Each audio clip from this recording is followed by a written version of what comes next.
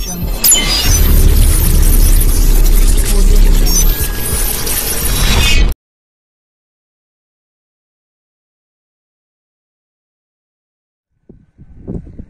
वालेकुम व्यूअर, उम्मीद है आप तमाम खैर वाफियत से होंगे। मैं हूं डॉक्टर बिलाल अहमद राना और आप लोग देख रहे हैं हैंडसम माइंड टीवी चैनल। आज हम जिस हवाले से बात करेंगे बड़ा ही हसास किस्म का टॉपिक है और उसके अंदर बहुत सारे पॉइंट्स आप लोगों को जानना लाजमी है। मैं आज उन लोगों के बारे में बात करने लगा हूं कि कौन से ऐसे तरीके हैं जिन तरीकों की मदद से आप अगले बंदे की पर्सनैलिटी को जज कर सकते हैं। आप अमूमी तौर पे ये मिसाल देखने के अंदर आए हैं कि एक बंदा दूसरे को बहुत सारा ऐसा पैसा दे देता है, ऐसी गलत जगह पे दोस्तियां लगा लेता है या ऐसी गलत जगह पे वो बंदा एडजस्ट हो जाता है या वो बंदा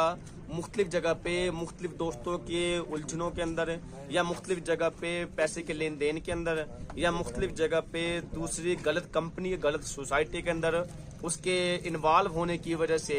उसकी लाइफ की उसकी पूरी फैमिली लाइफ और उसकी पूरी फैमिली डिस्ट्रॉय हो सकती है। तो आज मैं इस हवाले से बात करूंगा कि वो कौन कौन से तरीके हैं कि जिस तरीकों से आप किसी बंदे के बारे में जज कर सकते हैं। तो सबसे पहले तो आपने एक चीज नोट कर लें कि जिस बंदे से भी आपने अपना रिलेशन रखना है या जिस बंदे को भी आपने अपने साथ लेके चलना है, चाहे वो एज अ फ्रेंडशिप लेके चलना है, एज अ बिजनेसमैन लेके चलना है, एज अ कोलीग लेके चलना है, ठीक है, जिस सेंस के अंदर भी आपने उस बंदे को अपने साथ लेके चलना है तो उस बंदे की हिस्ट्री ले लें। इंसान की जो पास्ट इवेंट है वो उसकी पर्सनैलिटी की अक्कासी करते हैं। आप उसकी हिस्ट्री ले लें, उस हिस्ट्री के अंदर आप देखें कि उसने अपने माजी के अंदर कितने लोगों को नुकसान पहुंचाया, कितनों का उसने पैसा खाया, कितनों को उसकी वजह से नुकसान का भुगतना पड़ा,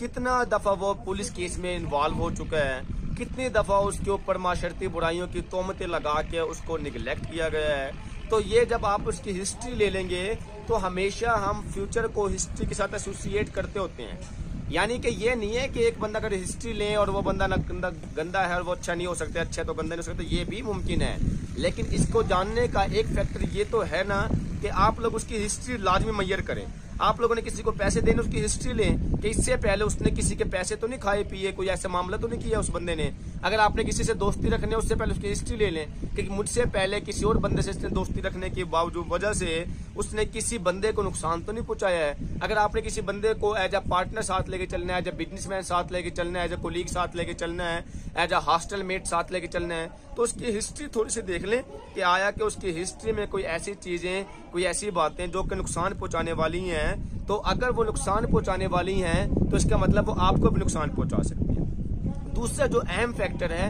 वो दीन से कुर्बत है। आप उसके बारे में चेक कर लें कि आया कि उसकी दीन से कुर्बत है या दीन से दूरी है। अगर उस बंदे की दीन से कुर्बत है तो इसमें ज्यादा चांसेस, मैं ओवरऑल फैक्टर की बात कर रहा हूँ, लेकिन इसमें जो इसकी दीन से कुर्बत है उसके ज्यादा चांसेस ये हैं कि वो आपको नुकसान कम पहुंचाएगा, क्योंकि इन सलाता तानिल फाहशाई वल मुनकर कि नमाज बेहयाई और बुराई के कामों से रोकती है। ये दीन का कोई भी फैक्टर, कोई भी चैप्टर अगर आप खोल के देखें तो दीन अमूमी तौर पे ऐसे गंदे मलबे या ऐसे बुरे मलबे से बचाती है जो कि अमूमी तौर पे गंद या ऐसी शहवत या ऐसी दरिंदगी की तरफ लेके जाने वाली चीजें होती है। आप उस बंदे के बारे में जज कर लें कि आया कि उस बंदे को कितनी दीन से कुर्बत है, कितनी दीन से मोहब्बत है, क्या वो बंदा नमाज वगैरह का पाबंद है, क्या वो बंदा अल्लाह के लिए अपने सारे के सारे कामों को छोड़ना जानता है, क्या वो बंदा दीन के रास्ते में कुर्बानियां देना जानता है, क्या वो बंदा अपनी फैमिली के लिए, अपने आप के लिए दीन को लेके चलना जानता है। अगर उस बंदे के अंदर दीन को कायल और फॉलो करने की सलाहियत है, इसका मतलब ये है कि उस बंदे के चांसेस यही हैं कि वो बंदा आपको नफा ही दे सकता है।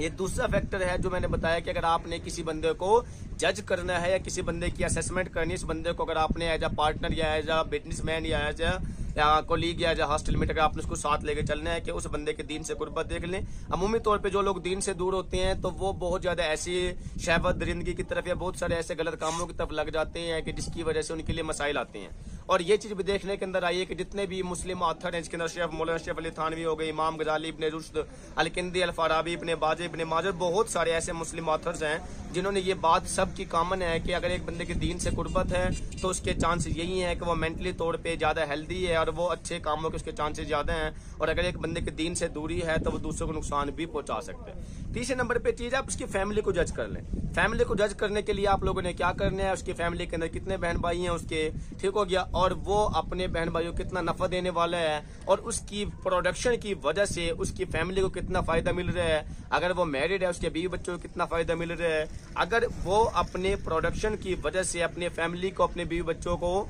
अगर एक अच्छे लेवल पर लेके चल पा रहे हैं तो उसका मतलब वो काफी किसी हद तक रिलायबल है, तो हम उस पर रिलाई कर सकते हैं। चौथी चीज, आप उसकी सोसाइटी को देख लें, आप उसके फ्रेंड्स कंपनी को देख लें। अगर उसके फ्रेंड्स कंपनी, अगर उसकी सोसाइटी, जिन लोगों के अंदर उसको उठना बैठना है, अगर उसके बाजत अली का कॉल भी है कि अगर हमने किसी बंदे के बारे में जानना है तो उसकी सोबत से देख लें, उसके फ्रेंड्स कंपनी से देख लें, उसके दोस्तों से देख लें। अगर उसका ऐसी जगह पे मामलात हैं कि उसके दोस्त अच्छे हैं, कोई दीनदार हैं, कोई दीन पे चलने वाले हैं, कोई अच्छी नसीहत करने वाले हैं,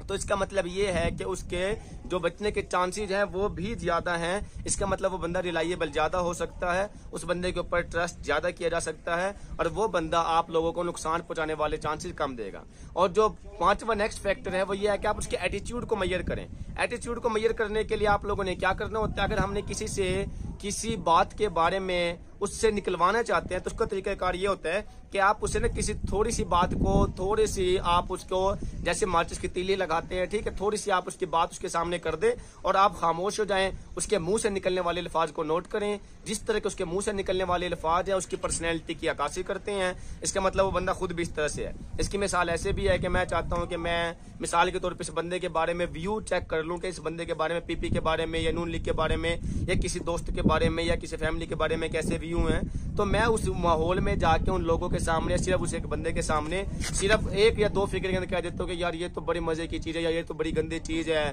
वगैरह वगैरह। फिर जो उसके अंदर की खलिश होती है वो बाहर निकलती है, उसके अंदर जो दबा हुआ मलबा होता है वो बाहर निकलता है। अब जब उसका अंदर का दबा हुआ मलबा बाहर निकलता है तो इसका मतलब उसकी पर्सनैलिटी की अक्कासी करता जाता है और इससे उस बात का पता लगता जाता है कि वो बंदा किस हद तक अपना दिमाग के अंदर उस चीज के लिए गंद और गर्दो गुबार रखता है या उसको नुकसान पहुंचा सकता है या उसको मुख्तलिफ तरह के मामलात का शिकार कर सकता है। और नेक्स्ट चीज ये है कि आप उसके